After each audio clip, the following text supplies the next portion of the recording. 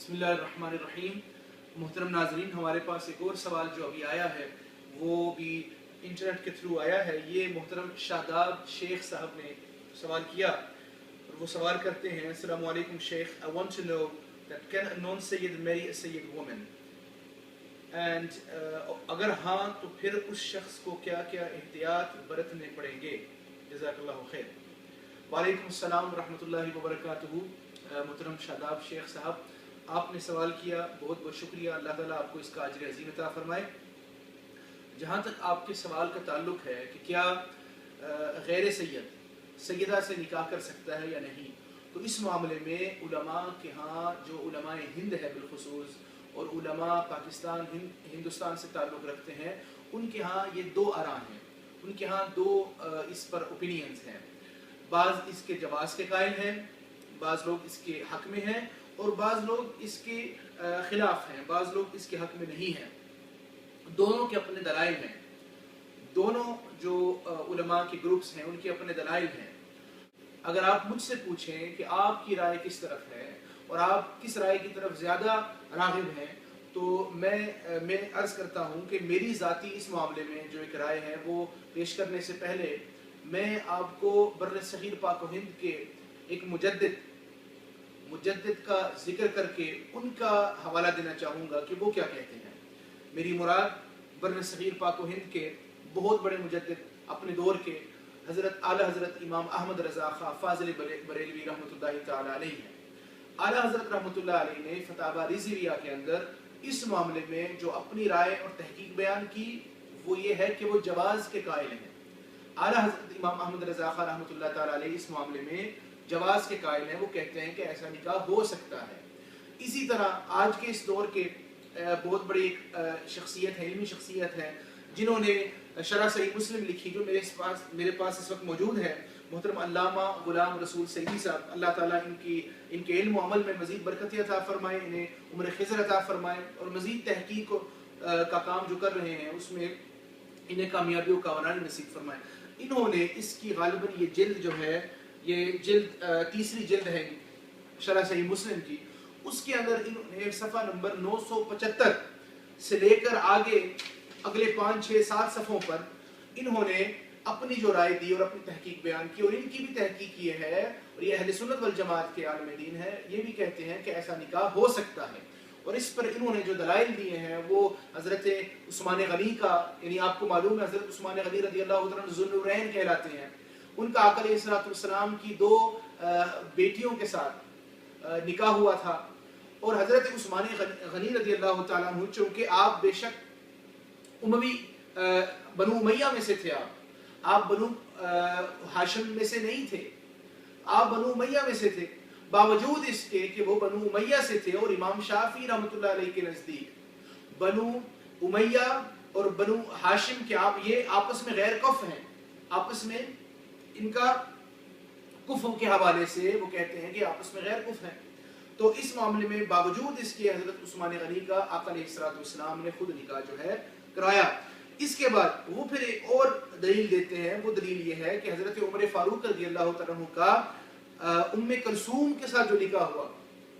रज़ियल्लाहु तआला अन्हा, उनके साथ जो निकाह हुआ, और पूरी रवायत को वो अल्लामा हैसमी की अहले सुन्नत वल जमात के जो स्कॉलर्स हैं और जो मुहद्दिसीन हैं, और बिलखुसूस उसमें वो फिर तारीख़ तबरी का जिक्र करते हैं, तारीख़ इब्न खल्दून का, तारीख़ कामिल का, और फिर शिया कुतुब का भी जिक्र करते हैं। शिया भी रेफरेंसेस देते हैं कि ये न सिर्फ हमारे यहाँ अहले सुन्नत वल जमात बल्कि इस निकाह का जो सबूत है हमें शिया की कुतुब से भी मिलता है। अबू जाफर मोहम्मद बिन याकूब बिन इसहाक कलीनी का जिक्र किया।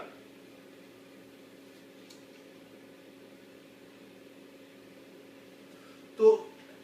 इसलिए ये भी हमारे यहाँ एक राय है, जिस तरह मैंने अर्ज किया, ये उलमा की राय है। और दूसरी तरफ साफ जाहिर है कुछ उलमा वो भी हैं जो इसके खिलाफ हैं।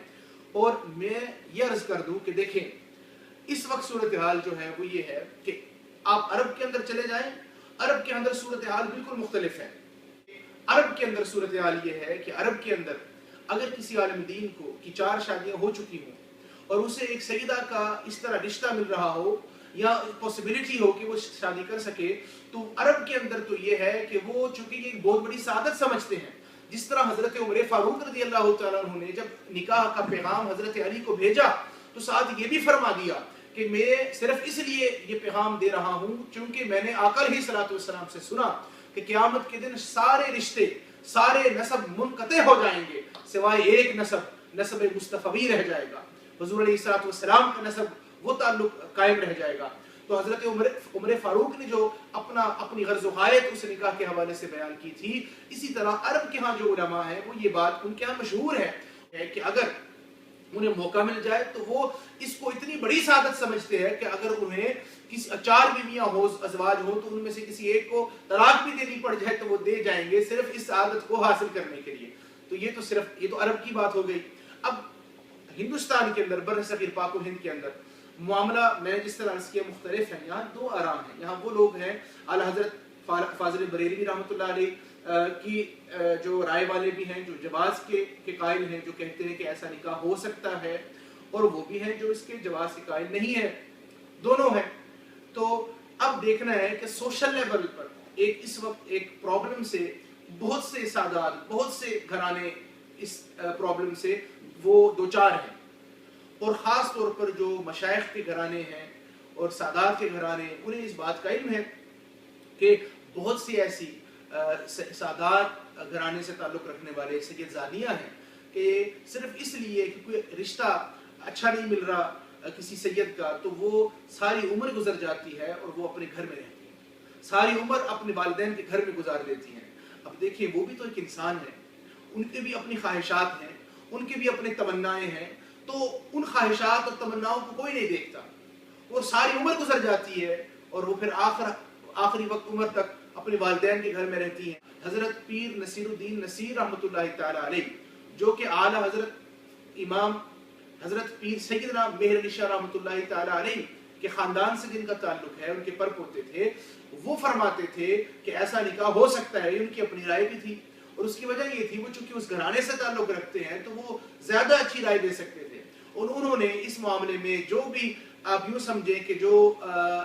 پرابلمز یا چیلنجز پھر فیس ہوتے ہیں، ان تمام چیلنجز سے وہ آگاہ تھے، اور اسی طرح پھر ان تمام چیلنجز سے آگاہ ہو کر پھر انہوں نے ایک رائے قائم کی، اور وہ رائے پھر انہوں نے اس پر پھر جو ہے اپنے بیانات بھی دیے کہ ایسا نکاح ہو سکتا ہے۔